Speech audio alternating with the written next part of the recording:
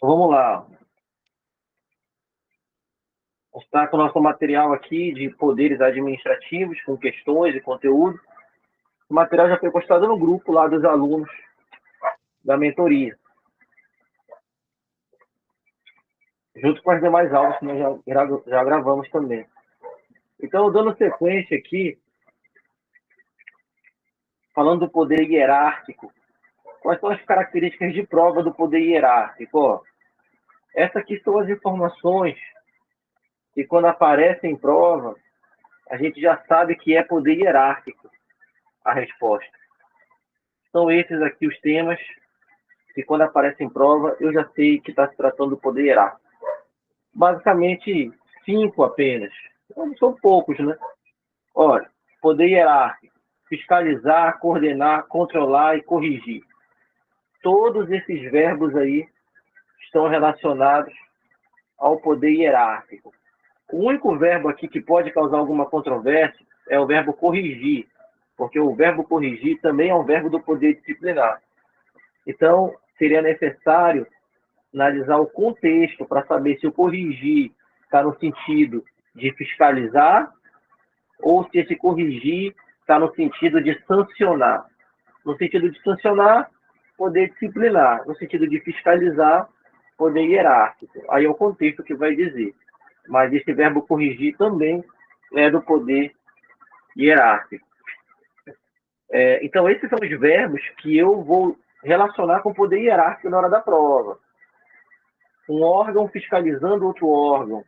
Um agente público fiscalizando outro agente público. Um órgão controlando outro órgão.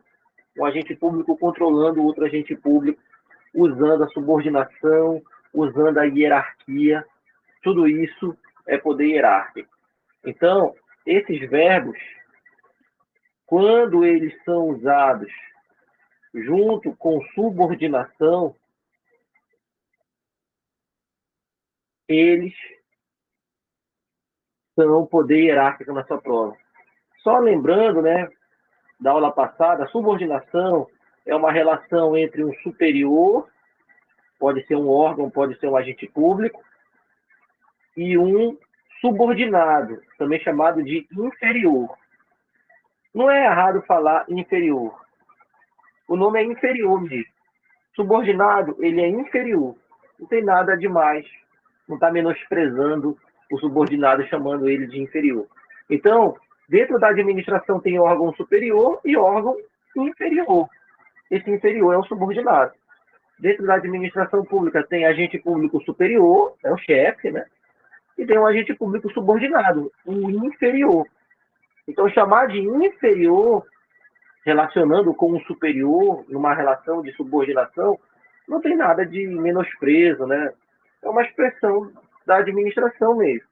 Tá? Então, se está fazendo a prova e vem uma relação de um superior com um inferior, relacionados ao verbo fiscalizar, coordenar, controlar, corrigir, isso é poder hierárquico.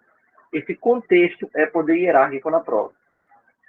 Então, dentro dessa relação de alguém que manda e alguém que obedece, pode ser um órgão, pode ser um agente público, um superior e um inferior, um agente público superior, um órgão superior, um agente público subordinado, um órgão subordinado. Nessa relação de subordinação, superior e inferior, quem manda e quem obedece, é poder hierárquico dar ordens. Dar ordens é 100% poder hierárquico. Tá? Então, dar ordens é fruto do poder hierárquico. É claro que para essa ordem ser dada, é necessário uma relação de subordinação entre os envolvidos. Para essa ordem ser dada, é necessário uma relação de um órgão superior com um órgão inferior, de um agente superior com um agente inferior. O poder hierárquico ele tem que estar dentro desse contexto interno da administração. Tá? Tem que ficar esperto, né, com essa questão da ordem, porque quando um superior, pode ser um órgão ou um agente público, dá uma ordem a um inferior, que pode ser um órgão ou um agente público, quando um dá uma ordem no outro, nasce para o subordinado, nasce para o inferior, aquele que recebeu a obrigação de cumprir a ordem. Nasce essa obrigação. Só que não é isso que as provas perguntam. As provas perguntam, elas querem saber se você sabe até que ponto o subordinado, o inferior, está obrigado a cumprir a ordem. Ele está obrigado a cumprir a ordem até o ponto que essa ordem seja legal. Porque a partir do momento que a ordem é uma ordem manifestamente ilegal, aí essa ordem não deve ser cumprida. Então, olha como ficou. Regra, o superior, usando o poder hierárquico, dá ordens ao subordinado. Perfeito. Pode ser órgão, pode ser agente público. Para o subordinado, nasce o dever, a obrigação de cumprir a ordem. Regra, perfeito. Agora vem a exceção. Exceto, ou seja, esse subordinado, esse inferior, não vai cumprir a ordem, ele não vai cumprir. Em qual exceção? Quando a ordem for manifestamente ilegal. Manifestamente legal é escancaradamente ilegal. Então, quando a ordem for de maneira escancarada, manifesta, ilegal, ou seja, foi ilegal demais, uma ordem absurda, o inferior, o subordinado, não deve cumprir essa ordem. Mas a prova precisa trazer essa exceção. Se a prova não falar dessa exceção da ordem ser manifestamente ilegal, aí resta ao subordinado cumprir a ordem. Ele só não vai cumprir se for manifestamente ilegal. Escancaradamente ilegal. Tá? Então, cuidado com essa ordem. Geralmente, as provas querem saber a exceção, se você conhece que quando a ordem é manifestamente ilegal, o subordinado não deve cumprir. E está certo, é uma exceção. Tá? Então, cuidado com esse manifestamente ilegal. Se a ordem for manifestamente ilegal, o subordinado não deve cumprir. O que o subordinado deve fazer se o superior dá uma ordem manifestamente ilegal para ele? Olha, o subordinado deve noticiar para o chefe do chefe dele, né, para o superior hierárquico acima de quem deu a ordem. É dever do subordinado fofocar, né, que recebeu uma ordem ilegal e por isso não cumpriu. Aí muito esse negócio aí, desse manifestamente ilegal, tá? Então, cuidado na hora da prova. É fofocar, né? Chegar com o chefe do chefe e informar que recebeu uma ordem ilegal, manifestamente ilegal, e por isso não cumpriu. Aí ele já fez a parte dele. Ele não cumpriu e avisou o superior. Pronto. Não precisa fazer mais nada, o subordinado. Deixa que os chefes se entendam para lá. Tá? Mas tudo isso no mundo ideal, né? No mundo prático, né? Essas coisas não chegam a esse ponto. É uma ordem absurda no mundo prático que o subordinado vai avisar o superior do chefe.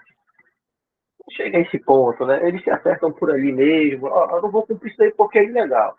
Aí o superior já, né, já se toca e não leva para frente o caso, entendeu?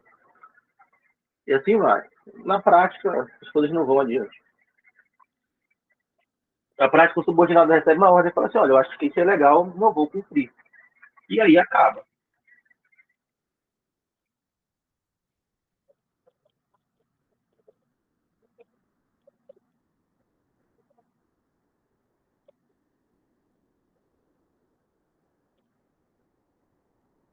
Aqui, ó, o chat.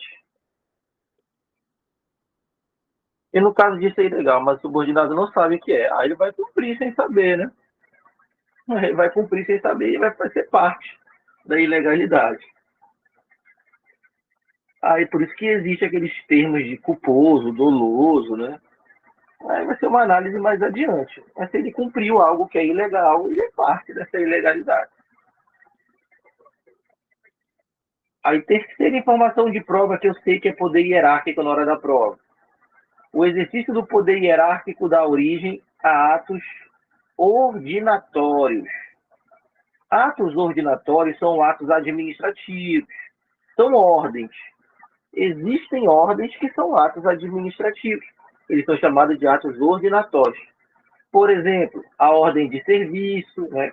Quem trabalha por escala cumpre ordens de serviço. Sai a escala assinada pelo superior hierárquico e o servidor tem que ir lá cumprir a escala, que é uma ordem de serviço. Essa escala, essa ordem de serviço é um ato administrativo, é uma ordem, é um ato ordinatório, é poder hierárquico. Quem você acha que vai assinar a ordem de serviço? Quem vai assinar é o superior hierárquico. E quem vai cumprir? Os subordinados. Você não vai ver alguém assinar uma ordem de serviço e o chefe dele cumprir a ordem de serviço. Quem vai cumprir é quem está abaixo dele. Portarias. Essas portarias que instituem comissões para os concursos públicos são ordens, são atos ordinatórios. Então, o governador, ele assina uma portaria instituindo uma comissão para fazer estudos de um concurso, uma comissão formada por 3 servidores. Essa comissão é responsável para fazer os estudos, para contratar a banca da realização de um concurso. Essa portaria que instituiu a comissão nada mais é do que uma ordem dada a esses 3 servidores, para que eles trabalhem e produzam os atos necessários da realização do concurso. Então, essas portarias são atos ordinatórios, são poder hierárquico. As instruções também, né, o memorando circular, todos esses aqui são atos ordinatórios, são ordens, frutos do poder hierárquico. Tá? Portaria, instrução, memorando circular, ordem de serviço.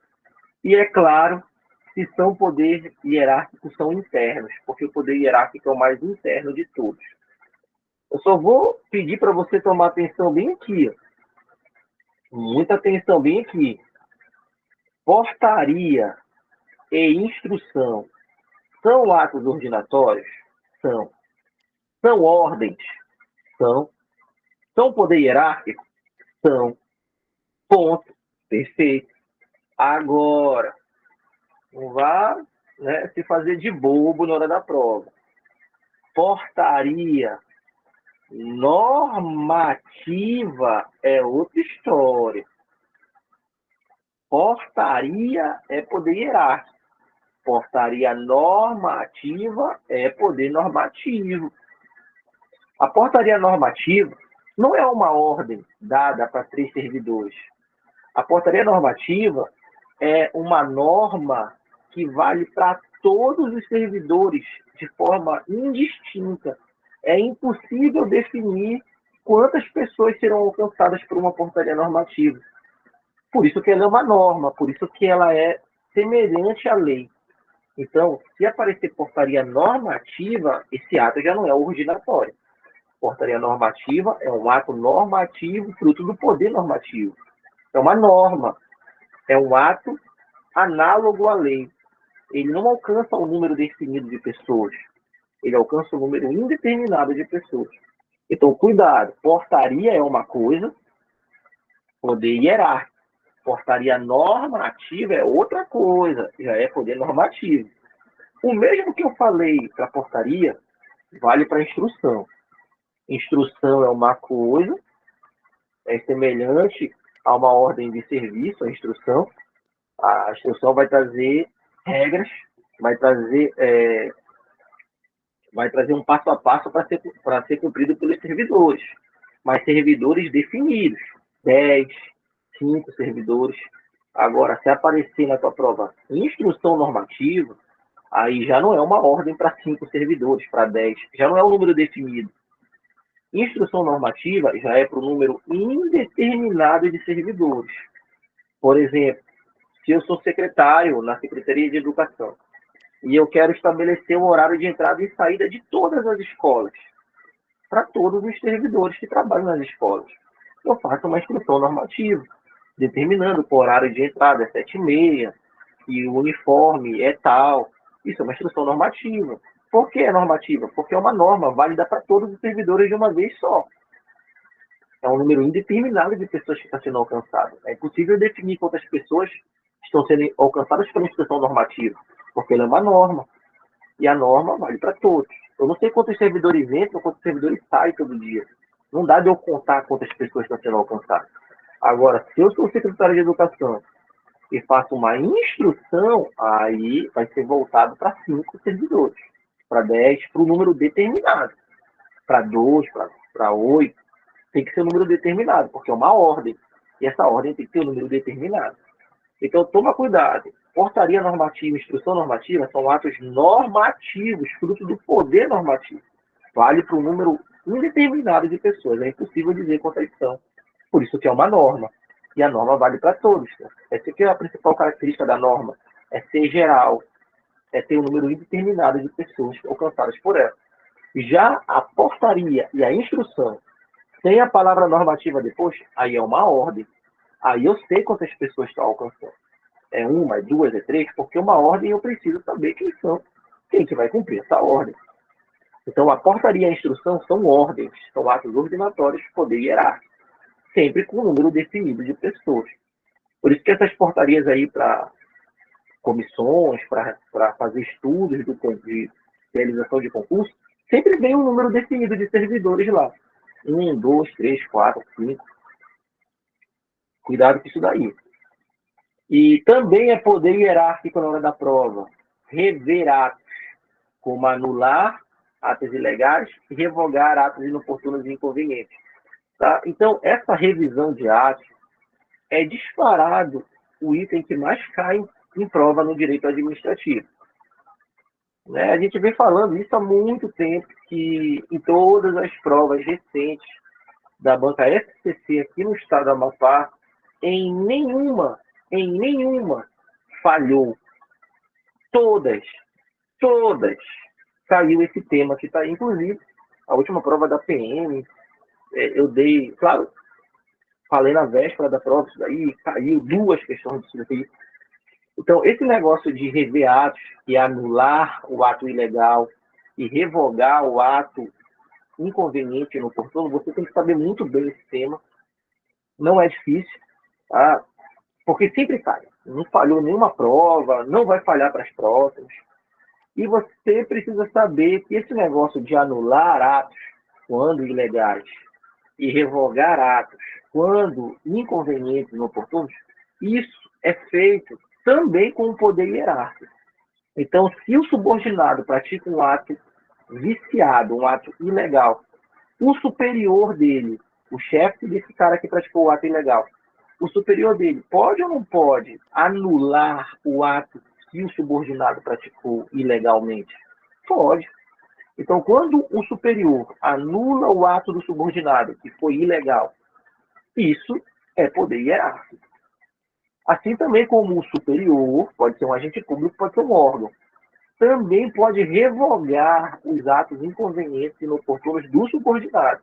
Isso também vai ser poder hierárquico.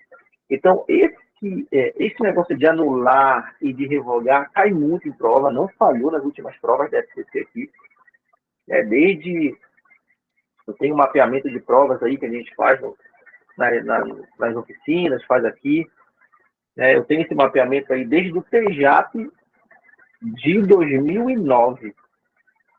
Todas as provas daqui, desde o TJAP de 2009 até a última agora, que foi da PM, que tinha direito administrativo no conteúdo, né? Nenhuma falhou. Né? Todas caíram, anulação e revogação, ato vinculado e discricionário. Alguma coisa relacionada a esses 4 tópicos caiu em todas, pelo menos uma questão. Na última caiu foi 2 logo. Tá? Então, muito cuidado. Anular e revogar também é feito usando o poder hierárquico, desde que seja o superior anulando o ato do subordinado, poder hierárquico. Desde que seja o superior revogando o ato do subordinado, poder hierárquico. Cuidado. Anular e revogar é um controle hierárquico também. É porque existe anulação e existe anulação sem hierarquia. É por isso que tem que tomar cuidado. Por exemplo, quando o Poder Judiciário anula o ato que a administração praticou, isso também foi anulação, mas não usou hierarquia, porque não existe hierarquia do Poder Judiciário com a administração pública. já que os poderes são independentes e harmônicos entre si. O judiciário não tem hierarquia com o executivo e nem com o legislativo. Então tem que tomar cuidado com isso, né? Nem toda anulação é usando a hierarquia. Quando o judiciário anula os atos da administração, não tem hierarquia nenhuma aí. Por quê? Porque entre os poderes não existe nenhum tipo de hierarquia entre os poderes. Executivo, legislativo e judiciário são poderes autônomos. Não, são poderes mais do que autônomos, né? Eles são independentes entre si e harmônicos ainda. Vamos ver aqui alguma coisa que foi postado aqui. Uma portaria que o governo emitiu na época da pandemia seria poder de polícia, no caso, pois não é especificamente para servidores públicos, somente da população em geral. Pois é, aí já é um caso mais afim, tá? Uma portaria, ela pode ser uma portaria normativa, se ela estiver tratando de assuntos administrativos, de organização da administração, ela vai ter poder normativo. Uma portaria, sem ser normativa, ela pode ser uma ordem, desde que ela tenha um número definido de pessoas. Aí vai ser uma portaria aqui do poder hierárquico, porque é uma ordem voltada para 3, 4, 5 servidores. E existe ainda um terceiro caso do poder de polícia que a gente ainda vai estudar. Se a portaria normativa, se o decreto tratar de temas que são do poder de polícia, essa portaria, esse decreto, essa portaria será normativa, ou seja, valerá para todas as pessoas, mas será fruto do poder de polícia, porque estará tratando de temas do poder de polícia. A questão sanitária, que é de higiene e saúde, é o maior exemplo de prova de poder de polícia. Tudo que envolver higiene, saúde, questões sanitárias, é poder de polícia. Então, um decreto de distanciamento entre as pessoas, que as pessoas usem máscara, álcool em gel, fechando festas, isso daí é um decreto que trata de higiene e saúde. Então, trata de tema de poder de polícia. Esse decreto não vai ter poder normativo na prova, ele vai ter poder de polícia. Tá? Se pegar para a prática, esse decreto é poder normativo e poder de polícia. Mas a prova é de marcar. Só tem um para marcar. Então, se o decreto, a portaria, mesmo sendo normativo, falando para todas as pessoas, tratar de um tema do poder de polícia, como questões sanitárias, de saúde e higiene, a resposta vai ser poder de polícia, mesmo sendo um ato normativo. Então, isso é uma questão bem excepcional, mas ela existe. Essa questão existe, sim. De estar fazendo a prova, aí cai um decreto. Geralmente, quando cai decreto em prova, a mão já vai certa para marcar poder normativo e poder regulamentar, mas se o decreto tratar de temas do poder de polícia, esse decreto vai ser fruto do poder de polícia. Seria um decreto de distanciamento da pandemia. Ele é um decreto normativo, vale para toda a população, mas ele trata de saúde e higiene, de questões sanitárias. Então, o decreto da pandemia é do poder de polícia, e não do poder normativo. Se for para marcar só um, marca poder de polícia. Se fosse subjetivo, explicava que eram os dois. Escrevia um texto dizendo que, quanto ao caráter normativo, é poder normativo, quanto ao tema, questões sanitárias, é poder de polícia. Mas a prova não é de escrever, é de marcar. Nesse caso que eu citei, poder de polícia, porque o tema é poder de polícia, questões sanitárias. Uma questão profunda, inclusive, né? A gente vai falar dela no poder de polícia. Eu vou falar do poder de polícia daqui a pouco. E, por último, delegar e avocar competências também é poder hierárquico. Um órgão pode delegar competências para outro órgão. Um agente público pode delegar competências para outro agente público. Assim como um órgão também pode chamar para si, chamar e avocar. Um órgão pode chamar para si competências de outro órgão, avocar. Tudo isso com base no poder hierárquico. Eu fiz uma aula só sobre delegação e avocação de competências. E nessa aula a gente treina mecanismos de resolução de questões da banca SPC. Quem for da mentoria aí, que foi do nosso grupo fechado da mentoria, e não tiver essa aula, me manda mensagem que eu vou enviar essa aula aqui, que a gente fala de delegação de competências, de avocação de competências, e mostra como é que a banca FCC cobra o conteúdo de direito administrativo quando esse conteúdo está numa lei.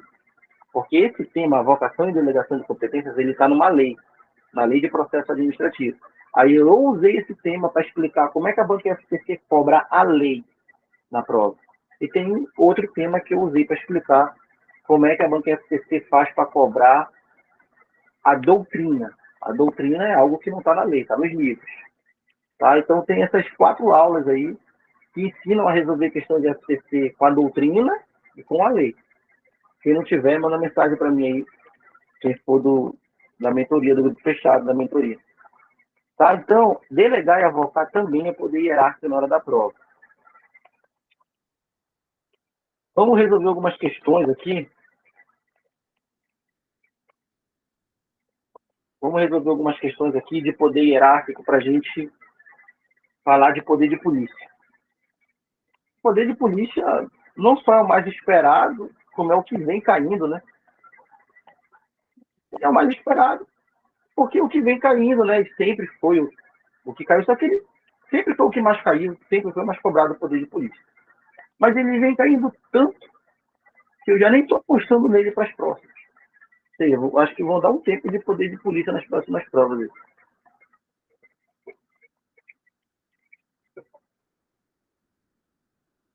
Não que as provas se comuniquem, né? O examinador liga para o outro, ó, não cobra poder de polícia nessa daí, porque eu já cobrei na última aí, já tá demais já e tal. Não, não é por isso. Nada a ver, a gente nem sabe o que um cobrou no outro, nada a ver. Mas é por uma questão estatística, né? Tá na hora dos outros caírem, né?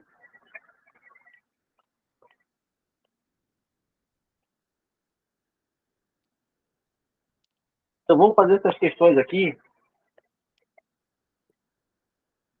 Vamos ver como é que vocês estão aí no poder. É que nem questão de voz passiva, né? É uma moda. Tem uma época que tá na moda. Direto, tem uma época que some. Não pode parar de estudar a voz passiva, né? Nunca. Não tem jeito.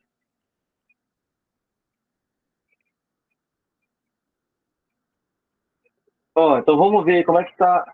Ó, já ficou grande demais. Ó, vamos resolver umas questões aqui de poder hierárquico. Faça essa daí em 1 minuto. Daqui a pouco a gente vai fazer poder de polícia.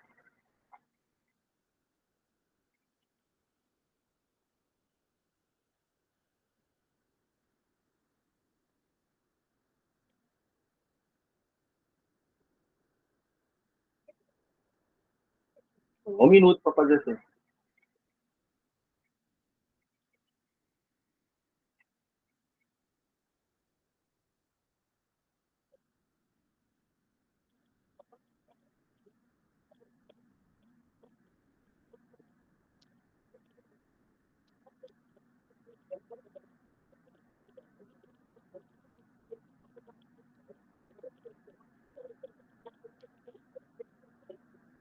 Vamos lá, olha só.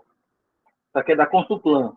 Em relação aos poderes administrativos, é correto afirmar que, letra A, entre ente federativo e autarquia há poder hierárquico, a gente sabe quais são os entes federativos. União, estados, municípios, DF. Esses são os entes federativos. União, estado, município e DF. E uma autarquia há poder hierárquico? Não. Não existe poder hierárquico entre pessoas jurídicas diferentes. Entre a União e o Estado não tem poder hierárquico. O presidente não manda no governador. Entre o Estado e o município não tem poder hierárquico. O governador não manda no prefeito. A gente viu, inclusive, na pandemia, aí, que cada um tinha um decreto seu, né? Cada um mandava dentro do seu território aí. Uns mandavam fechar a academia, outros mandavam abrir. Então, olha só, União, Estado, Município e DF não tem hierarquia entre eles, porque são pessoas jurídicas distintas. Só que as autarquias também têm personalidade jurídica própria. Então, não pode ter hierarquia da União com uma autarquia federal. Não pode ter hierarquia do Estado com uma autarquia estadual. Não pode ter hierarquia do município com uma autarquia municipal, porque são pessoas jurídicas distintas. O controle existe, mas ele não é hierárquico, tá? Então tem que tomar cuidado com isso. Ó, o Estado do Amapá é uma pessoa jurídica. A UEAP é uma autarquia do Estado do Amapá. Não tem hierarquia do governo do Estado do Amapá com a UEAP, com a autarquia UEAP. Por quê? Porque são pessoas jurídicas distintas. Mas é o governador do Estado que nomeia o reitor da autarquia UEAP. Isso é uma forma de controle, mas não é usando hierarquia.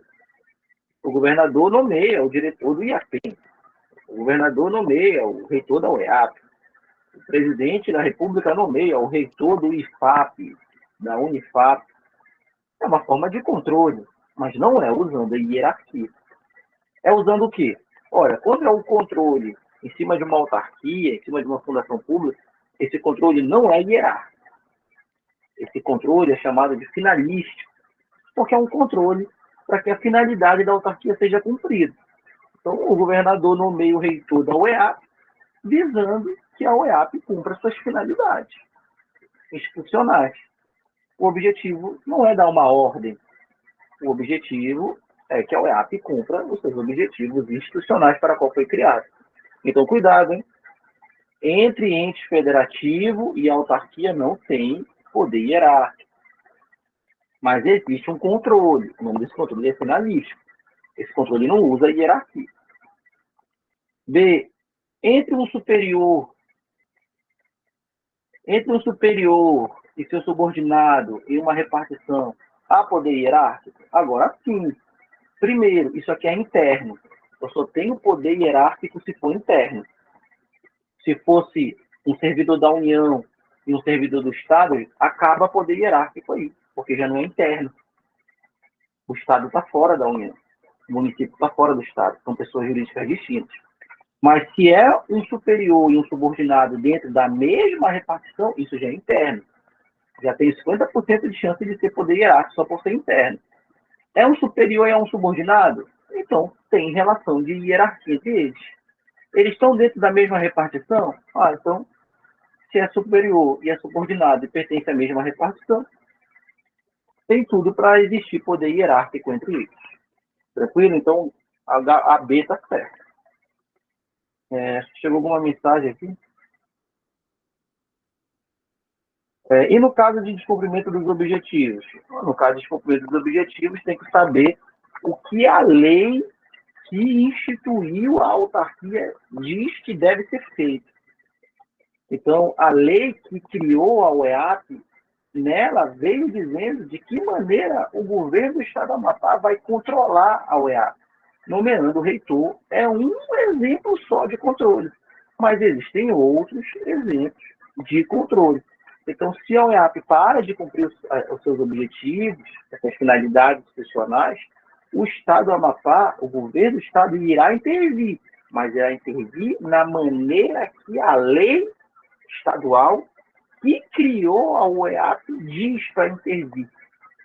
Então, a lei que criou a UEAP, que é uma autarquia, tem vários mecanismos de intervenção do Estado quando as finalidades institucionais não forem cumpridas. O mesmo vale para o IAPEM, que é uma autarquia, o mesmo vale para o INSS em relação à União, o mesmo vale para o IFAP em relação à União. Então, a lei que cria a autarquia traz os mecanismos de controle finalístico, para que haja uma intervenção no caso de descumprimento das finalidades institucionais.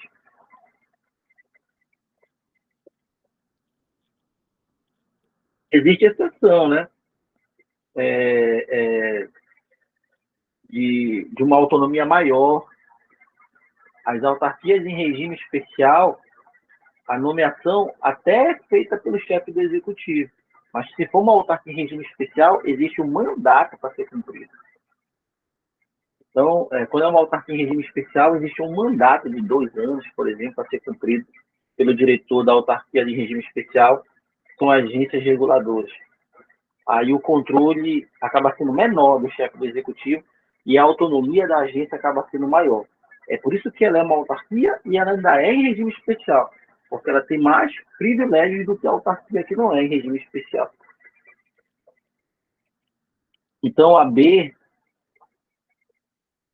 é o gabarito por enquanto. A C, a multa aplicada a um particular que avança um sinal tem fundamento no poder hierárquico? Essa aqui é uma questão muito batida, né?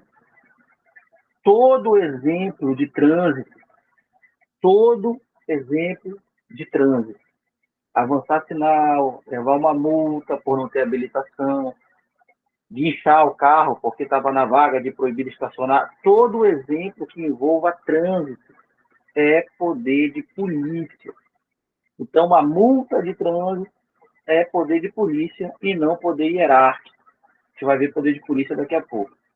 E a letra D, a multa aplicada pelo poder concedente a uma concessionária de serviço público tem base no poder hierárquico. Não. Por quê? Porque a concessionária tem personalidade jurídica própria. O poder concedente é quem assinou o contrato com a concessionária. Pode ser a União, pode ser o Estado, pode ser o município e pode ser o DF. União, Estado, município e DF, eles têm essa prerrogativa de assinar contratos de prestação de serviços públicos com concessionárias de serviço público. Uma empresa de ônibus, por exemplo. Macapá não vale como exemplo, que aqui já sabe como as coisas são aqui, né? Mas no município sério,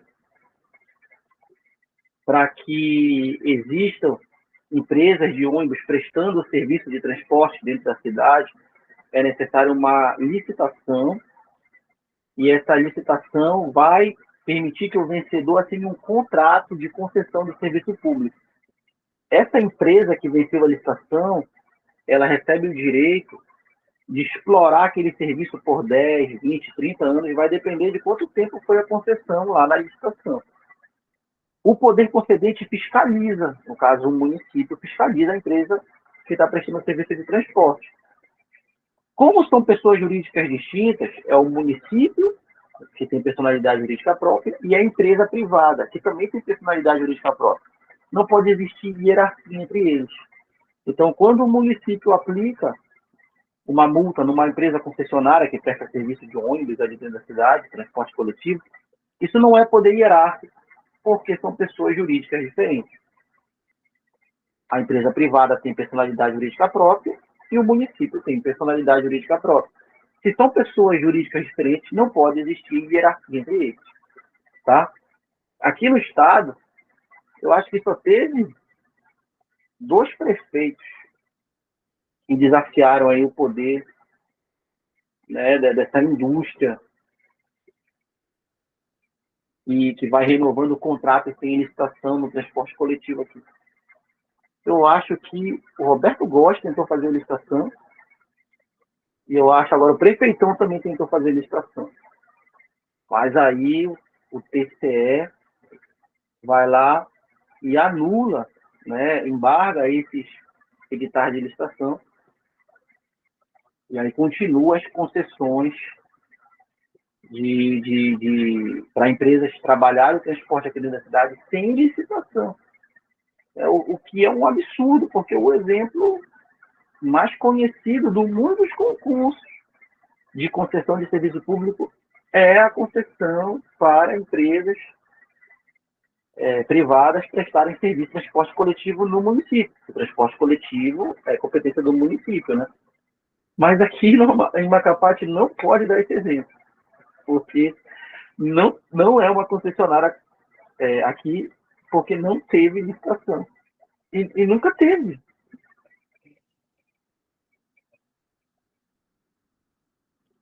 Porque os caras são fortes, né? Existe todo um quebra-cabeça montado para que essa licitação não ocorra. Também as pessoas chamam de oligarquias, né? Quando esses grupos se juntam para dividir o poder entre eles ali. E aí você vai demorando 20, 30, 40, 50 anos e o pessoal dividindo aí.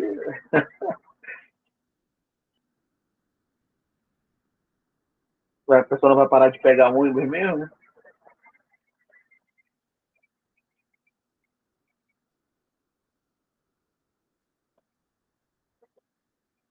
Vou fazer mais uma aqui.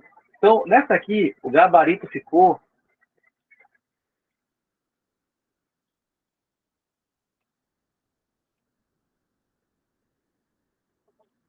letra B aqui.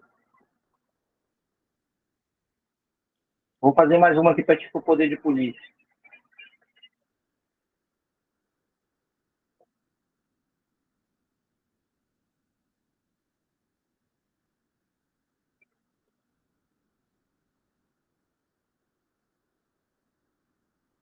Ó, 1 minuto para fazer essa daí, para a gente tipo poder de polícia.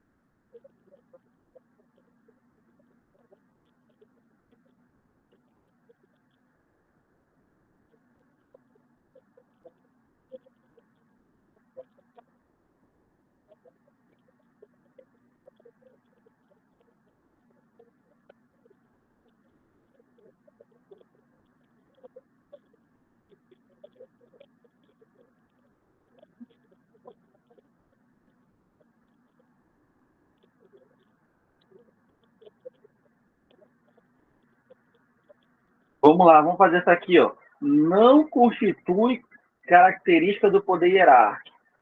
Não é poder hierárquico. Quer dizer, então, que tem 1, 2, 3, 4 opções que são poder hierárquico. Mas ele quer que marque uma que não é. Uma questão da banca FCC. Vamos ver. Então, tem 4 aqui que são poder hierárquico. Um não é. Vamos ver. Letra A. É poder hierárquico delegar atribuições que não lhe sejam privativas? Ó, delegar atribuições, eu sei que é poder hierárquico. Agora está dizendo assim, que não lhe sejam privativas. Está certo dizer que para delegar não pode ser privativa? Tá certo. Então, nessa letra A, tinha que saber que delegação é poder hierárquico e tinha que saber uma informação a mais. Tinha que saber que para delegar, usando o poder hierárquico, para delegar não pode ser uma atribuição privativa. Privativa quer dizer que é exclusiva, né? Então, se um órgão tem uma atribuição exclusiva, também chamada de privativa, esse órgão não pode delegar para ninguém, porque é exclusiva essa atribuição dele. Para poder delegar, a atribuição tem que ser do tipo não privativa. Tem que ser do tipo não exclusiva. Então, está certa a letra A. A letra A está dizendo que delegar atribuições é poder hierárquico, e, ao mesmo tempo, a letra A está dizendo que, para poder delegar, a atribuição não pode ser privativa. Tem que ser do tipo não privativa, porque se for do tipo privativa, não pode delegar. Então, vamos pegar uma atribuição aí exclusiva, né? Pega um órgão que tem uma atribuição exclusiva. Essa atribuição, por ser exclusiva, a lei deu exclusivamente para esse órgão a atribuição, esse órgão não pode delegar para outro. Só por ser exclusiva ou privativa, é sinônimo, né? Exclusivo ou privativo dá no mesmo. Então, cuidado. Delegação de atribuições ou competências é poder hierárquico? É. Mas para delegar, pode ser privativo? Não, não pode. Tem que ser do tipo não privativo. Se for privativo, já não pode delegar. Tem que ser do tipo não exclusivo. Se for exclusivo, já não pode delegar. Tem que tomar cuidado com esse privativo e com esse exclusivo. Se for privativo a competência, se for exclusiva a competência, não pode delegar. É indelegável. Então, para delegar, tem que ser do tipo não privativo ou não exclusivo. Por isso que está certo a letra A. Mas ele quer um exemplo que não seja poder hierárquico. A letra A é poder hierárquico, então não é para marcar ela. A letra B, dar ordens ao subordinado. Dar ordens ao subordinado é poder hierárquico. Mas bora ver o resto. Dar ordens ao subordinado é poder hierárquico. Mas bora ver o resto. Que implica o dever de obediência para estes últimos. Quem são os últimos? Os subordinados. Perfeito. O subordinado, ao receber uma ordem, implica a ele o dever de cumprir. Perfeito. Salvo para as ordens manifestamente ilegais. Perfeito. Se a ordem for manifestamente ilegal, o subordinado não cumpre. A letra B é um exemplo de poder hierárquico. E está certinho. Então, eu não marco ela. E na 2 está pedindo um caso que não seja poder hierárquico. A C. Controlar. Até aqui é poder hierárquico. Porque controlar, a gente viu que é verbo do poder hierárquico. Controlar o quê? Atividade de órgãos inferiores. Certo. Olha a dica que eu vou te dar. Para ser poder hierárquico, ou é um órgão, ou é um agente público que está na jogada. Por exemplo, ainda agora, a gente viu que tinha uma concessionária no meio. Concessionária não é órgão e não é agente público. Concessionária é uma empresa privada que assinou um contrato. Então, já não tem poder hierárquico lá. Para ter poder hierárquico, tem que ser um órgão ou um agente público envolvido. Por quê? Porque o poder hierárquico é o mais interno de todos. E o que existe de mais interno dentro da administração são órgãos que são agentes públicos. Sem órgão e sem agente público não existe administração. Tá? Então, poder hierárquico é uma relação de um órgão superior com um órgão inferior. O poder hierárquico é uma relação de um agente público superior com um agente público inferior. Necessariamente órgão e agente público. Para ser poder hierárquico, tem que ser órgão e tem que ser agente público, é um dos dois. Se for um aluno de uma escola, o professor dando uma ordem num aluno dentro da escola pública, isso é poder hierárquico? Vamos pegar o aluno. O aluno é órgão? Não. O aluno é agente público? Não. Então, a ordem do professor no aluno não é usando o poder hierárquico. Por quê? Porque o aluno não é órgão e nem agente público. Então, não tem hierarquia do professor com o aluno. Agora, uma ordem do diretor da escola no professor é poder hierárquico? Vamos ver. O diretor e o professor são agentes públicos? São. Fazem parte do mesmo órgão? Sim. Então, é poder hierárquico essa ordem. Fica muito esperto com isso. Não existe hierarquia. E não existe subordinação. Não existe poder hierárquico. Se na hora da prova lá não tiver um agente público ou um órgão envolvidos. Tem que ser agente público com agente público, órgão com órgão, ou então não é poder hierárquico. Ó, chega lá a viatura e desce o policial e fala assim lá pro mala lá, ó, encosta na parede, coloca a mão na cabeça e entrelaça os dedos. Isso foi uma ordem do policial, né, lá pro abordado, né? Pro cidadão lá que está sendo abordado. Essa ordem foi no uso do poder hierárquico? Vamos ver. Esse cidadão que está sendo abordado aí, que recebeu a ordem, ele é órgão? Não. Ele é agente público? Não. Então, essa ordem do policial pro abordado aí, né, para ele botar a mão na cabeça, tá? Essa ordem não é fruto do poder hierárquico, é fruto do poder de polícia. Agora, quando o sargento falar pro soldado, aborda esse cara aí. É poder hierárquico? Vamos ver. O sargento e o soldado são agentes públicos? Sim.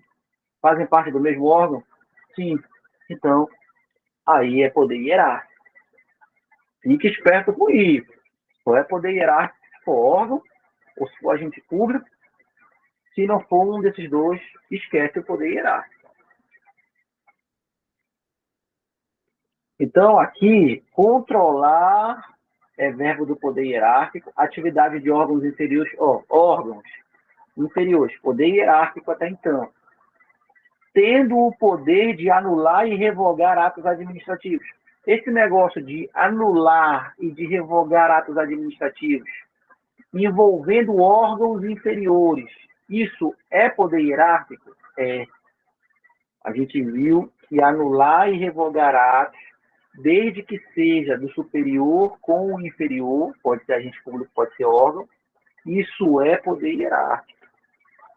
Tá? Então, aqui, eu tenho um exemplo de poder hierárquico. Eu tenho um órgão inferior tendo seus atos controlados por um órgão superior. E esse controle é um controle que está anulando e revogando atos. Perfeito. Poder hierárquico nascer. Eu continuo procurando uma opção que não seja poder hierárquico. Vamos ver a D. Avocar atribuições. É poder hierárquico? É. Assim como delegar. Aqui em cima. Delegar e avocar é poder hierárquico. Agora, bora ver o resto.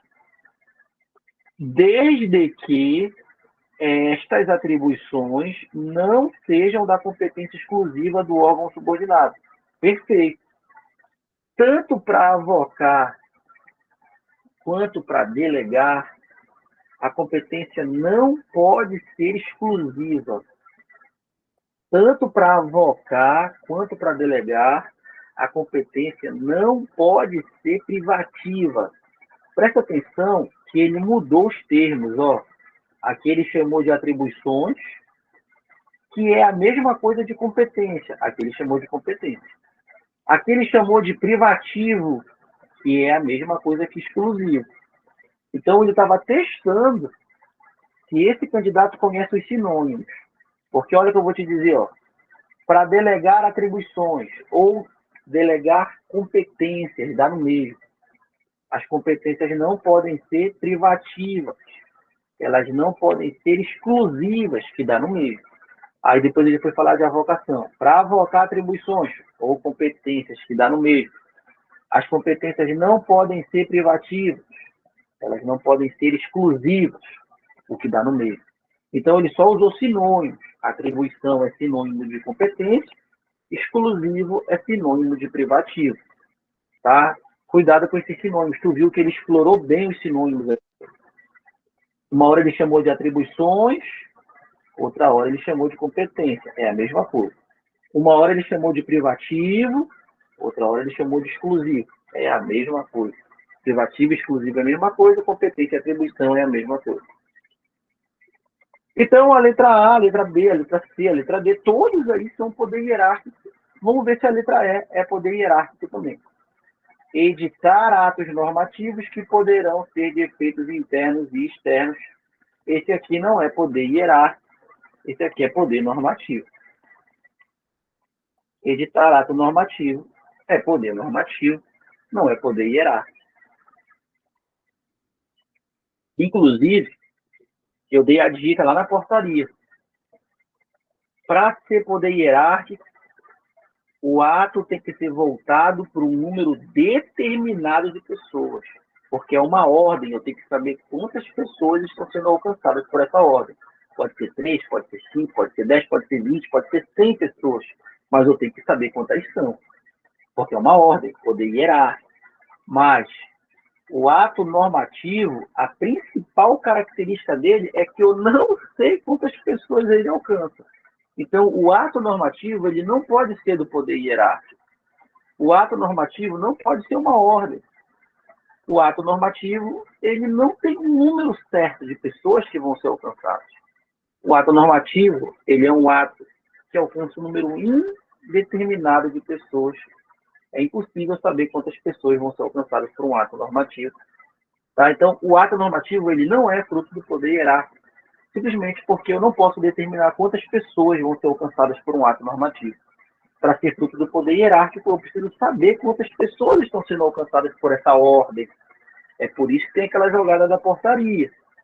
Portaria, ato ordinatório, poder hierárquico. Vem lá na portaria dizendo quantos servidores estão sendo alcançados por essa ordem. Portaria normativa, aí já não é poder hierárquico, é poder normativo, e eu já não sei quantas pessoas vão ser alcançadas. Vai alcançar todo mundo de uma vez só, já que normativa é geral. E geral quer dizer que eu não sei quantas pessoas são. Então, quero saber se vocês entenderam essa jogada aí do poder hierárquico, se vocês conseguiram ir a fundo nessas ideias do poder hierárquico, para não confundir na hora da prova um poder que é tão interno, que é tão específico, que nem esse poder hierárquico.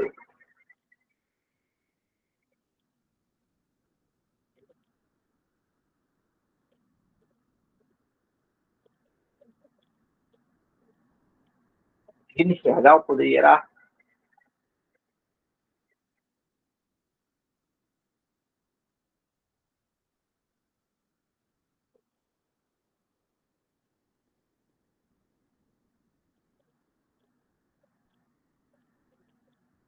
Ó, então, para a gente fechar aqui, é a minha questão favorita de poder hierárquico. Eu gosto muito dessa questão, e ela é uma questão multidisciplinar. Tem direito constitucional, tem direito administrativo, tem administração pública, tem agentes públicos. Eu adoro essa questão aqui. Acho que de todas as questões assim, do direito administrativo, essa aí está no meu top 5 de questões que eu gosto, que eu acho assim que faz sentido, que vale a pena resolver, que ensina alguma coisa, que preste. Eu gosto muito dessa questão aqui mesmo. Saiu no TJAP, essa questão. Vou dar aí 2 minutos para vocês responderem. Ela é puramente poder hierárquico. Ela é puramente poder hierárquico, só que ela cobra assuntos de direito constitucional, ela cobra assuntos de outros tópicos de direito administrativo. Ela é muito boa essa questão. É para alguém que já enxerga, né, os tópicos de administração pública, de direito administrativo, já consegue enxergar o que tem hierarquia e o que não tem.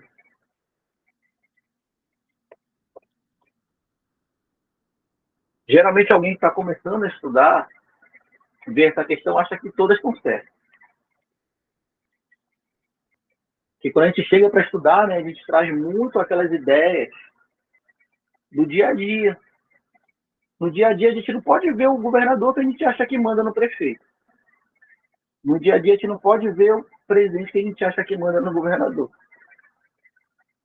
No dia a dia a gente vê o prefeito e acha que ele manda no vereador. Vai ser, não, deputado federal é mais importante que o estadual, e o estadual é mais importante que o vereador. Então eu acho que o deputado federal, ele manda no deputado estadual, o deputado estadual manda no vereador. É o que a gente traz do dia a dia. Não, pô, o deputado federal é mais foda. Ele manda nos deputados estaduais. O vereador, coitado.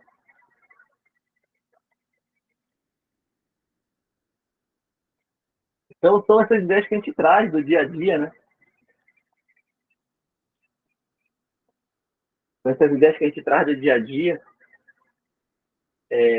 que é a nossa própria noção de mundo faz com que a nossa mente dê uma hierarquia própria para as instituições. Né?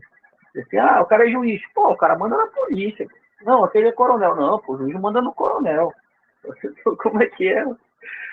Entendeu? Então, a nossa própria mente, ela, por uma questão natural, começa a dar posição para as instituições, dizendo qual está acima, qual está abaixo.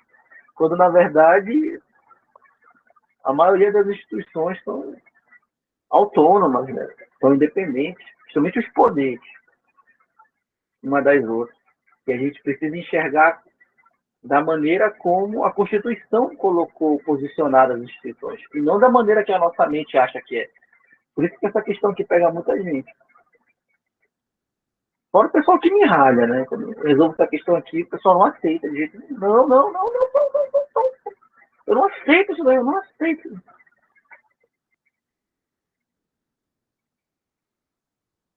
Teve uma aula que eu fui explicar a hierarquia do executivo e falei, olha, o governador tem relação de hierarquia com os secretários, como o secretário de Segurança Pública, por exemplo, é subordinado ao governador.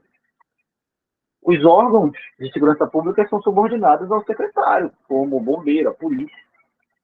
Então, numa relação hierárquica, o governador manda no secretário de segurança, o secretário de segurança manda no comandante geral. Ah, tocaram me bater esse dia. Não, não tem relação de hierarquia com o secretário.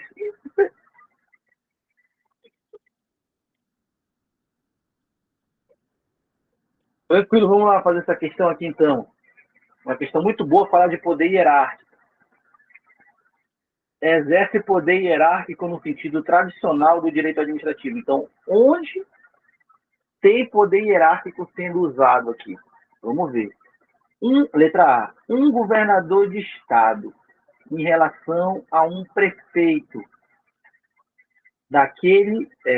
um prefeito de município daquele estado tem poder hierárquico entre o governador e o prefeito de um município desse estado? Não. Por quê? Porque os entes federativos são autônomos. O governador é chefe do executivo estadual e o prefeito é chefe do executivo municipal. O município tem autonomia em relação ao governo do estado. É por isso que a Constituição Federal divide as competências da União, do estado e do município. Se o assunto for transporte coletivo, o problema é do prefeito, a competência é dele. O governador não vai dizer um ai. E assim vai. Se o tema é concessão de rádio, difusão de rádio e TV, a competência é do presidente da República para tratar desses contratos de concessão de rádio e televisão. E o prefeito e o governador não vão dizer nada em relação a isso. Gás encanado, por exemplo, é uma competência dos estados. Não tem gás encanado em quase estado nenhum. Acho que deve ter gás encanado no Rio Grande do Sul. Algum estado desse aí, do Sul. Mas a gás encanado é uma competência constitucional dos estados. Ninguém cobra, né, dos governantes estaduais que eles cumpram a competência de gás encanado, que é uma competência constitucional. Então, cada chefe do executivo tem definido na Constituição as suas competências. É por isso que não tem hierarquia entre eles. Se é coleta de lixo, a competência é do prefeito. E assim vai. Tranquilo? Então não tem hierarquia, justamente porque cada um tem as suas atribuições definidas na Constituição. Então não tem por que um meter o dedo no trabalho do outro e na gestão do outro. Governador com as competências regionais, problemas regionais. Prefeito com as competências locais, problemas de âmbito local. E o presidente com as competências e problemas de âmbito nacional. Tranquilo? Então, prefeito, governador e presidente, não existe hierarquia entre eles, justamente porque as competências estão definidas na Constituição para cada um. Então, não tem por que um se intrometer, dar ordem no trabalho do outro. Justamente porque as competências são definidas na Constituição. Então, cada um desses entes federativos, União, Estado, Município, DF, tem autonomia para tomar suas decisões dentro das competências que a Constituição dividiu para cada um. Então, aqui eu não tenho poder hierárquico na letra A. Ele quer que marque uma que tenha poder hierárquico. Letra B. Tem poder hierárquico do presidente da República em relação ao presidente de uma autarquia? Essa aqui a gente já viu bastante. A autarquia tem personalidade jurídica própria. O presidente representa a União. A União tem personalidade jurídica própria e uma autarquia também. Então não vai ter poder hierárquico, não vai ter hierarquia, porque são pessoas jurídicas distintas. Então, a letra B não tem poder hierárquico, porque o presidente representa a União, e qualquer que seja a autarquia federal, essa autarquia pertencente à União não vai ter relação de hierarquia com a própria União, porque cada uma tem sua própria personalidade jurídica. Então, a União não tem relação de hierarquia com o INSS. O INSS é uma autarquia federal. A União não tem relação de hierarquia com o IFAP. O IFAP é uma autarquia federal. Então, o presidente representando a União não tem relação de hierarquia com as autarquias, com as fundações públicas, com as sociedades de economia mista. Por quê? Porque tratam-se de pessoas jurídicas distintas. Entre pessoas jurídicas distintas não tem relação de hierarquia. Então, a letra B não tem hierarquia também. C, o governador de estado em relação ao presidente do Tribunal de Justiça daquele estado. Presidente do Tribunal de Justiça representa o judiciário estadual. Enquanto que o governador do estado representa o poder executivo do estado. E a gente sabe que os três poderes, executivo, legislativo e judiciário, artigo 2º da Constituição, de cara, né? No artigo 2º já vem dizendo que os poderes executivo, legislativo e judiciário são independentes e harmônicos entre si, nos termos dessa Constituição. Então, não pode existir hierarquia entre o chefe do executivo, nesse caso estadual, o governador, com o chefe do judiciário estadual, nesse caso, o presidente do Tribunal de Justiça. Por quê? Porque cada um representa um poder independente. As competências do Poder Executivo são umas, as competências do Poder Judiciário são outras. Assim também, como poderia ter aí o presidente da Assembleia Legislativa representando o Poder Legislativo, também não teria hierarquia entre os três. O mesmo vale se fosse federal. O presidente não tem relação de hierarquia com os ministros do STF. Os ministros do STF representam o Poder Judiciário, o presidente representa o Poder Executivo Federal. Não tem relação de hierarquia entre eles, porque cada um representa um poder que é independente, assim como não tem relação de hierarquia do presidente da República com o presidente do Congresso, o presidente do Senado, o presidente da Câmara dos Deputados, porque o presidente do Senado, o presidente da Câmara, do Congresso, eles representam o poder legislativo e o presidente representa o poder executivo. Não existe hierarquia entre os poderes, porque os poderes são independentes. Tá? Então, na letra C, eu também não tenho. Na letra C, eu também não tenho poder. Aqui, o carregador.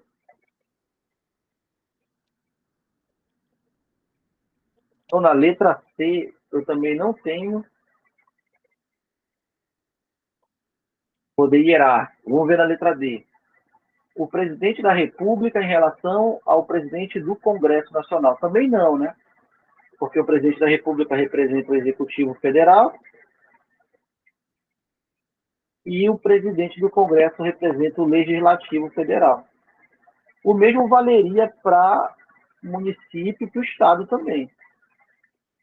O governador não tem relação de hierarquia com os deputados estaduais, o prefeito não tem relação de hierarquia com os vereadores, porque um representa o executivo, o outro representa o legislativo.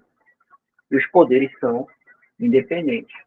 E na última aqui, letra E, um prefeito de município em relação a um secretário daquele município. Agora vamos ver. O prefeito do município representa o executivo. Perfeito. O secretário do município, ele está no legislativo, ele está no executivo ou ele está no judiciário? O secretário do município também é executivo. Então, eu já vejo que os dois estão no mesmo poder. Prefeito e secretário estão no mesmo poder. Quem que nomeia o secretário? É o prefeito. Os dois pertencem ao poder executivo. Agora eu vou fazer aquela pergunta que eu fiz para vocês. Prefeito e secretário, os dois são agentes públicos? São. Então, se os dois são agentes públicos e pertencem ao mesmo poder, poder executivo, e é o prefeito que nomeia o secretário, então está configurado o poder hierárquico entre eles. O prefeito tem relação de hierarquia com os seus secretários, assim como o governador tem relação de hierarquia com os seus secretários, assim como o presidente da República tem relação de hierarquia com os seus ministros. Por quê? Porque todos aí são agentes públicos e todos pertencem à mesma pessoa jurídica. No caso aqui, todos pertencem à mesma prefeitura, no estado todos pertencem ao mesmo governo estadual, e na União todos pertencem ao mesmo governo federal. Tá? Todos são agentes públicos, estão dentro do mesmo poder, cumprem todas as regras para existir poder hierárquico entre eles. E aí, o que vocês acharam dessa questão 19? Dava de acertar essa daí?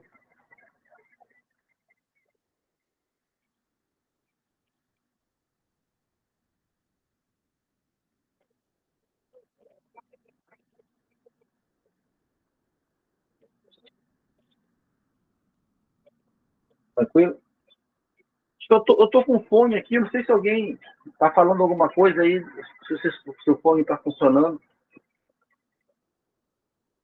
Se alguém falar alguma coisa aí, só para ver se o fone está funcionando aqui. Oi, professor, boa noite.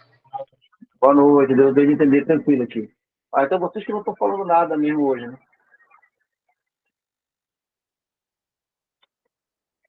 Então esse fone é bom, né? Achei que não fosse Comprei para aí. falar, achei que fosse só para mandar mensagem. Se quiser falar também pode falar aí. Comprei esse fonezinho aqui no centro.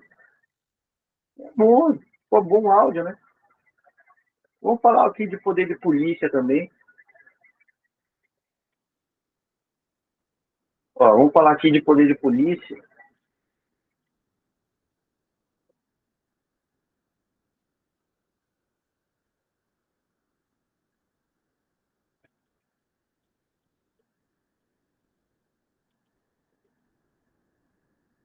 Vou chegar aqui no poder de polícia.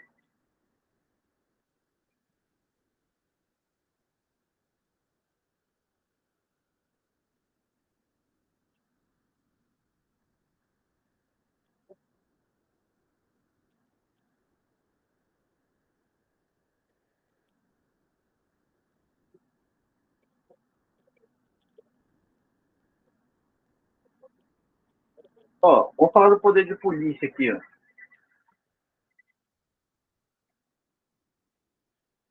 A maioria das questões do poder de polícia se resume a conceito e alcance do poder de polícia. Esse aqui é um dos conceitos que mais aparece em prova, é o conceito do Reni Lopes Meirelles, né? Professor Reni Lopes Meirelles.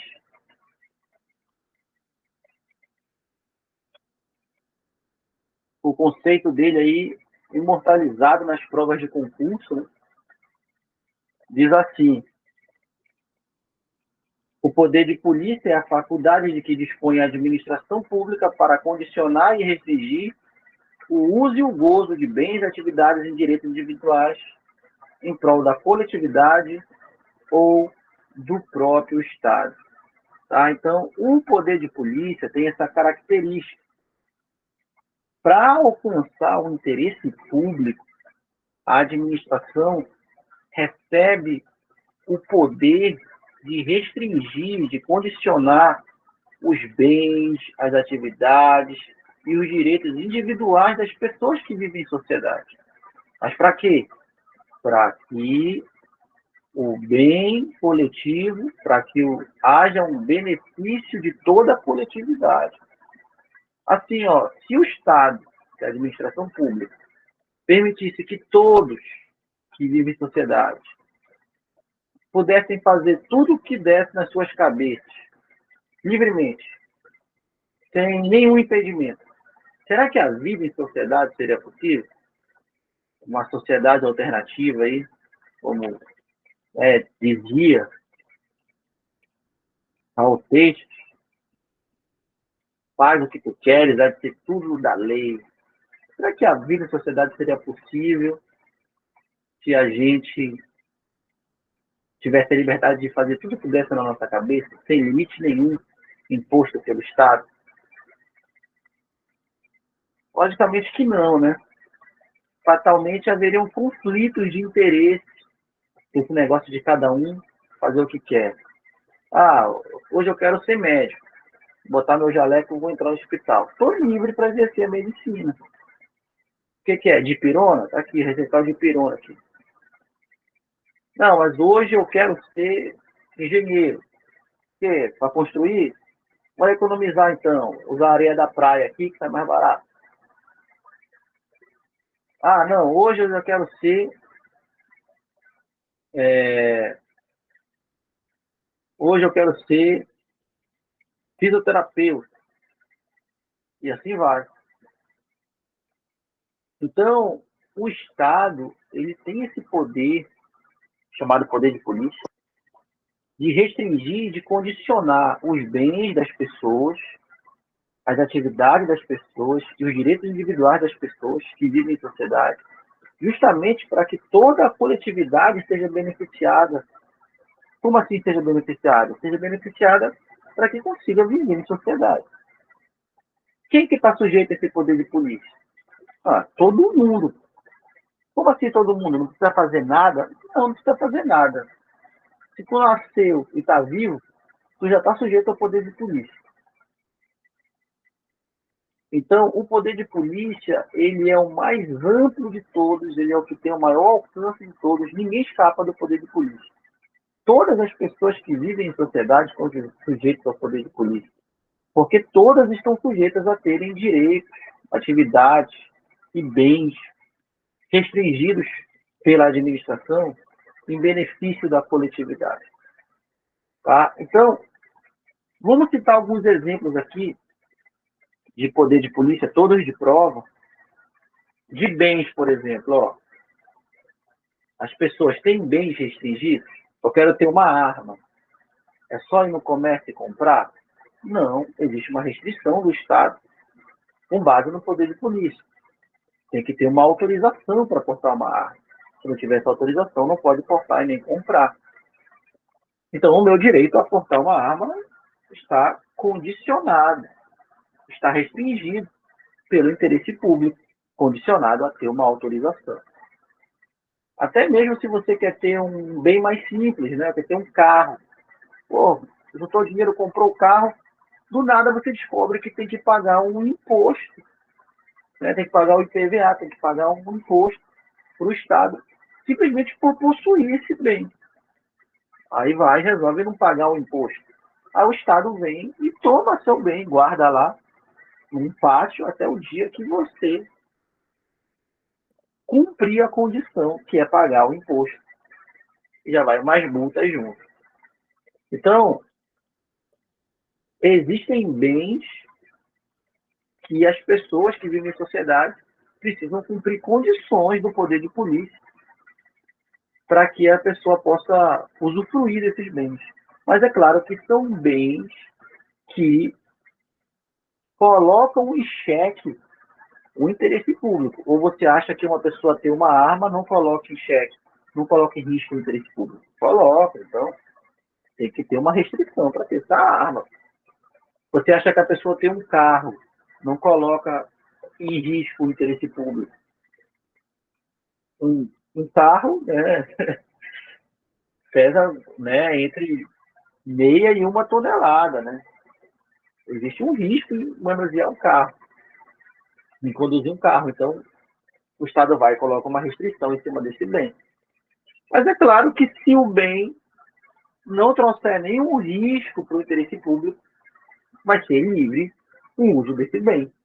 Ó, quero comprar um caderno.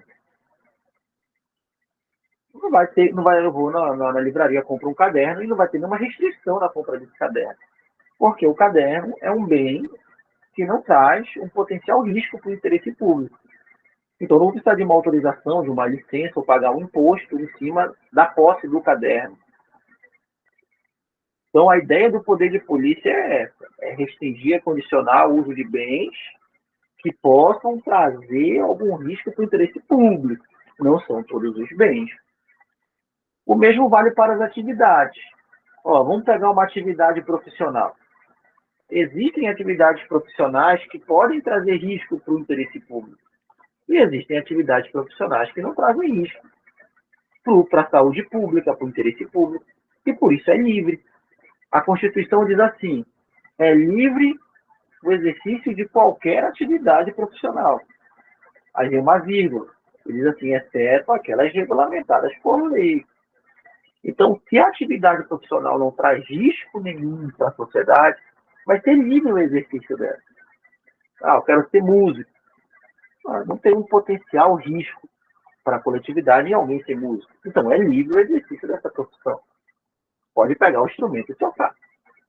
Agora, se você quer ser médico e o exercício da medicina traz algum risco para a vida da sociedade, então o exercício da medicina, o exercício dessa profissão vai ser condicionado, vai ser restringido pelo Estado. Para exercer essa medicina, vai ter que ter uma licença para o exercício da medicina, e para ter essa licença vai ter que cumprir uma série de requisitos. O principal requisito é ter o diploma, mas tem outros, né? Mas tem que ter o diploma como principal requisito de bacharel em medicina. Existem outras profissões que trazem risco para a sociedade e, por isso, são profissões regulamentadas por lei, que o poder de polícia condiciona a ter uma licença. Odontólogo, farmacêutico, engenheiro, arquiteto, enfermeiro, profissional de educação física, fisioterapeuta. São várias as profissões que podem trazer algum risco para a saúde pública e, por isso, possuem um conselho de fiscalização que condiciona o exercício dessa profissão a uma licença, a possuir uma licença. Tranquilo? Assim como existem outras profissões que não trazem potencial risco para a sociedade, não tem conselho fiscalizador e é livre o exercício dessa profissão. Olha, essa profissão que eu estou exercendo agora aqui, né, de professor para concursos públicos, é livre. É livre o exercício dessa profissão, é livre. Eu não tenho uma licença para exercer essa profissão e nem preciso cumprir requisitos cobrados por um órgão fiscalizador. Então, a pessoa que quiser dar aula em um cursinho, para concursos, como não existe um conselho fiscalizador, como não existe um risco para a sociedade no exercício dessa profissão, a pessoa chega e dá aula no cursinho aí, desde que seja aceito lá, né, pelos alunos. Não existe uma fiscalização em cima disso. Agora, se você pega um curso superior, você é advogado e tal, aí vai à faculdade, oferece um curso de direito, chega qualquer um lá para dar aula, não pode. Já tem uma fiscalização em cima de requisitos para poder formar esse profissional. Aí já pega lá as regras, né, do MEC, por exemplo, se for o Sistema Federal de Ensino, que vai colocar os requisitos para poder ministrar as disciplinas. E assim vai. Então, vai depender de tá em xeque, vai depender de ter risco para a sociedade ou não. Tranquilo? Vamos ver outro exemplo aqui, ó. Direito. Isso, no caso, é igual como a contabilidade, que só a contabilidade e direito que fazem provas, senão você só é bacharel. Diferente do curso da farmácia, que não é só bacharel, tu é farmacêutico.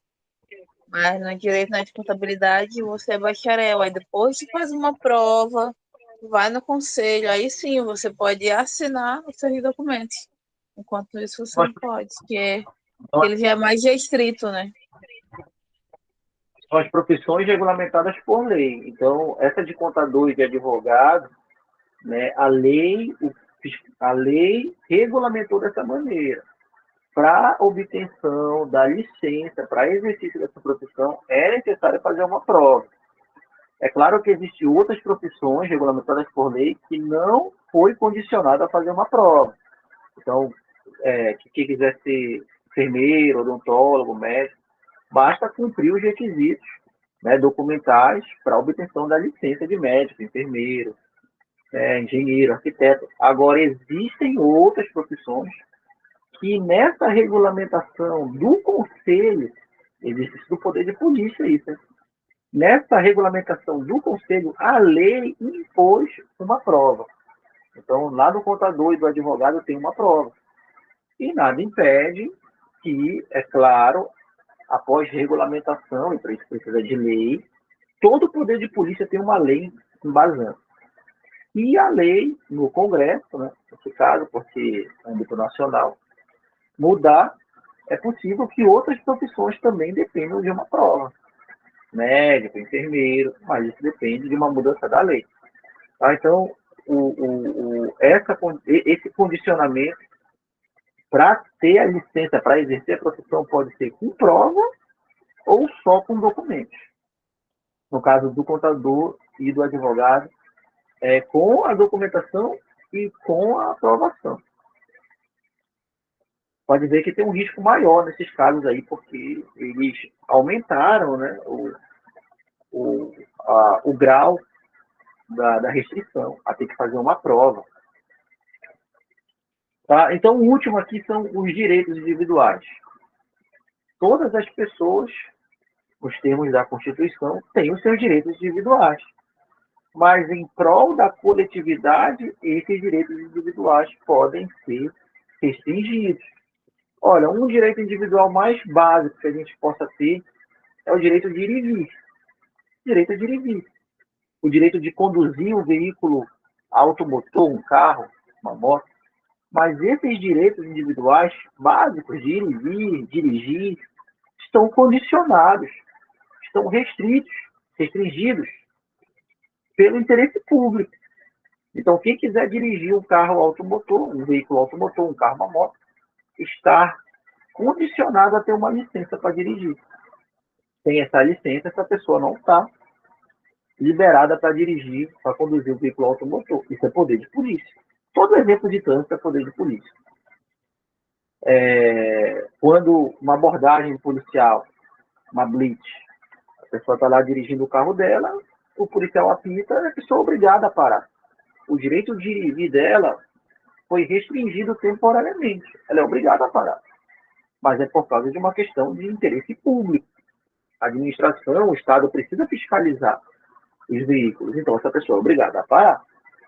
Tá? Então, direitos individuais, bens e atividades de todas as pessoas que vivem em sociedade podem ser restringidas, podem ser condicionadas, sim, no exercício do poder de polícia, e todas as pessoas que vivem em sociedade estão sujeitas a isso, porque o poder de polícia é o que tem o maior alcance de todos.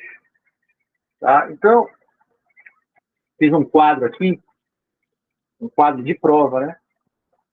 Você precisa, na hora do poder de polícia, você precisa identificar os verbos.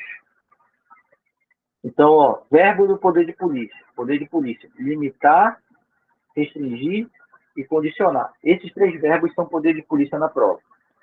O que o poder de polícia limita, restringe e condiciona? Esses 3 verbos. Atividades, uma atividade comercial, uma atividade profissional, que a gente já citou aqui.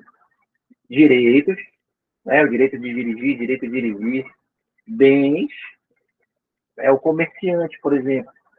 O comerciante, ele exerce uma atividade comercial e ele possui bens que ele está vendendo na prateleira lá do comércio dele. Mas o Estado impõe condições para o comerciante vender os bens. Qual é a condição que a Secretaria de Vigilância Sanitária impõe? A condição mais básica de todos do poder de polícia, que a Secretaria de Vigilância Sanitária impõe para que um comerciante venda um bem no comércio. É o prazo de validade, né, mano? O comerciante é uma pessoa comum da sociedade, mas ele, para vender seus bens, precisa vender dentro do prazo de validade. Senão, a administração vai lá e apreende todos os bens com prazo de validade vencido e aplica uma multa. Poder de polícia. O comerciante fala: não, essas latas de ervilha são minhas. Aí o Estado fala: não, elas estão apreendidas porque estão com prazo de validade vencido. E isso oferece um risco à saúde pública. Aí o fiscal de vigilância sanitária leva a mercadoria vencida, aplica a multa. Poder de polícia. os bens do comerciante acabam de ser restringidos por causa do poder de polícia. Existem outras condições também, né? Tem que ter nota fiscal, né? Tem que estar no prazo de validade, não pode vender comida estragada. Tá? Então, limitar, restringir e condicionar. Por quê? Atividades, bens e direitos. Por quê? Em benefício do interesse público, do interesse coletivo. É para isso que existe o poder de polícia. Aí vem mais uma questão de prova aqui. De que forma? De que forma que o poder de polícia é implementado? Ele é implementado de maneira preventiva. Uma blitz de trânsito é poder de polícia de forma preventiva. Inicialmente, ninguém cometeu infração nenhuma, mas a blitz tem caráter preventivo. Passou 10 pessoas aqui, todas foram paradas, mas todas foram liberadas porque estavam em dia. Por que pararam as pessoas se elas estavam em dia? Porque é preventivo. É antes da infração acontecer. Mas, se o poder de polícia for empregado depois que a infração já aconteceu, foi lá o fiscal de vigilância sanitária e encontrou mercadoria vencida no comércio. A infração já aconteceu. Agora o poder de polícia vai agir de forma repressiva. Repressiva é porque já não é uma fiscalização de rotina. Repressiva porque já é para aplicar as sanções de polícia. Já é para apreender a mercadoria, já é para aplicar multa.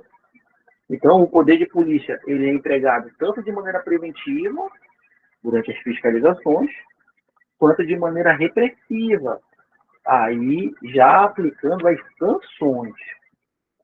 Assim também como existe uma terceira modalidade, que o poder de polícia também é empregado de maneira normativa. E aí entra o exemplo, e o colega citou aqui no início da nossa aula. O decreto de distanciamento da pandemia é um decreto que tratava de questões sanitárias, de saúde e de higiene. Álcool em gel, máscara, questões sanitárias.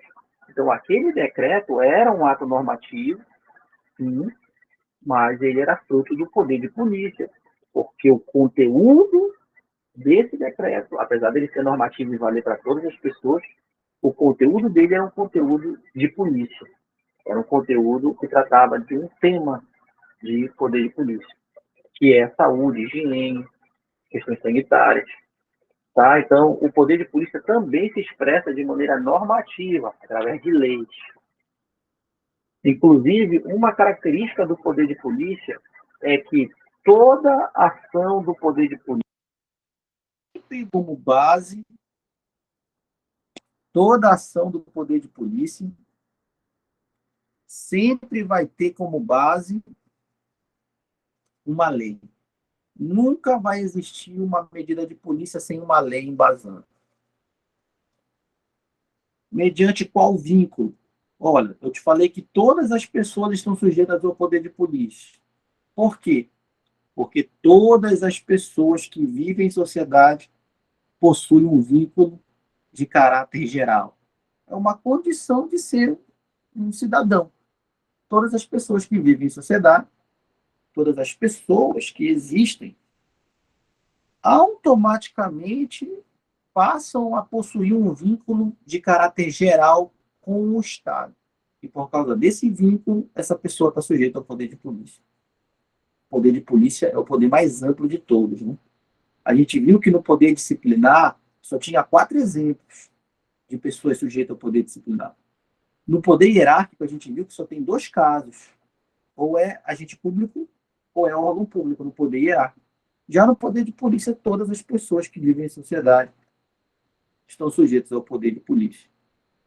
O poder de polícia, com tudo isso que eu falei de conceito aqui, também tem um conceito legal.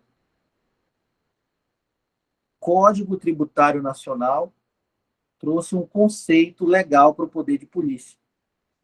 O artigo 78. Mas a gente lendo esse artigo 78, a gente percebe que ele traz apenas, ele acaba apenas falando mais do mesmo do conceito que a gente acabou de ver do Rei de Lopes. Então, existe um conceito legal, existe um conceito numa lei de poder de polícia. É o conceito do poder de polícia que está no artigo 78 do Código Tributário Nacional. Então, no artigo 78 diz assim, isso aqui é poder de polícia na tua prova. Considera-se poder de polícia a atividade da administração pública que, limitando, olha o verbo limitar, ou disciplinando direito, interesse ou liberdade, regula a prática ou ato, regula a prática de ato ou abstenção de fato em razão de interesse público concernente à segurança, à higiene, à ordem, aos costumes, à disciplina da produção e do mercado, ao exercício de atividades econômicas dependentes da concessão ou autorização do poder público, à tranquilidade pública ou ao respeito à propriedade e aos direitos individuais e coletivos.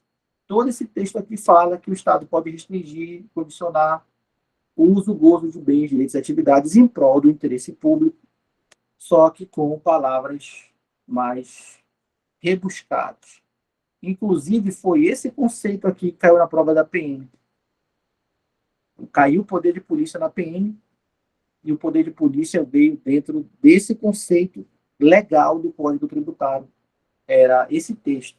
Mas esse texto está tão de acordo com o conceito doutrinário que mesmo eu não tendo citado, eu não citei esse artigo 78 na preparação para a PM, mas os alunos conseguiram identificar nesse texto que caiu na prova todos os itens do conceito doutrinário que eu acabei de passar para vocês. Os alunos conseguiram identificar nesse texto aqui todos os itens e marcaram como poder de polícia. Era a resposta. Esse texto veio na opção e era para marcar ele como poder de polícia. E acabava a questão. E os alunos conseguiram identificar e acertar essa questão de poder de polícia. Tranquilo, pessoal? Então, olha só. A gente vai voltar amanhã resolvendo questões aí de poder de polícia e seguindo no conteúdo. A gente vai intensificar agora. Na semana passada a gente acabou não entrando, né? Teve uns problemas aí, mas agora a gente vai intensificar essa reta final para conseguir caminhar mais nesses conteúdos aqui, principalmente para quem vai fazer Detran, para a gente alinhar com o conteúdo do Detran e conseguir chegar nessa prova fechando o direito administrativo. Deixa eu encerrar a gravação aqui.